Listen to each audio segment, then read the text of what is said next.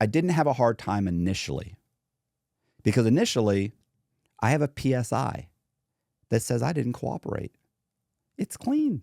So you're good in their eyes. Right. So, and what's even funnier about that is the first person I let read my PSI, he reads it. One of my cellie, he reads it because it takes a couple weeks to get it in.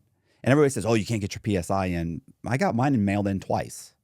So I got it mailed in. He looked at it. My cellie goes, "Hey, man, you got your PSI?" I was like, "Yeah, I just got it in." And I'm not thinking anything. He goes, "Oh, let me take a look at it." I go, "Okay." He reads it. He's like, "Oh, okay, yeah, you're good." I go, "What do you mean?" And he goes, "Yeah, you're solid, bro. Like, you didn't snitch on nobody." And I went, "Where would it say that on the PSI?" Like, I have no idea. I never read it for that purpose. Yeah, it would say it right here or here. And he's looking at it. I'm like, "Oh, okay." And he was like, yeah. I was just concerned that maybe you cooperated with the feds or something. And I went, No. I mean, I cooperated. I said, but I didn't get any time for it. He's like, "Well, what do you mean?" I said, "Well, I mean, everybody had already told on me, so I cooperated. I mean, obviously." And he's looking at me like, and he goes, "Yo, bro, that ain't good. I wouldn't be telling nobody that." And I was like, "Yeah, but I didn't get anything." He's like, "Yeah, it doesn't matter. You ain't supposed to talk to him." It's like, oh, okay. Listen, I mean, you've been to prison. One guy knows. Very quickly, everybody knows, but they're not sure. And how can they prove it? Because it's not on the paperwork. It's not on my paperwork. One guy's saying it. They don't know that he's telling the truth. So probably a year in now, but right away, I end up working.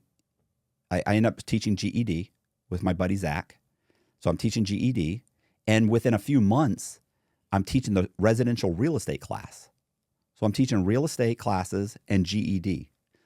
So, but a year later, an article comes out in the newspaper, in the front page of the St. Petersburg Times, and it says, there was a reporter was writing me letters and asking me about the politician that I interviewed. That I bribed.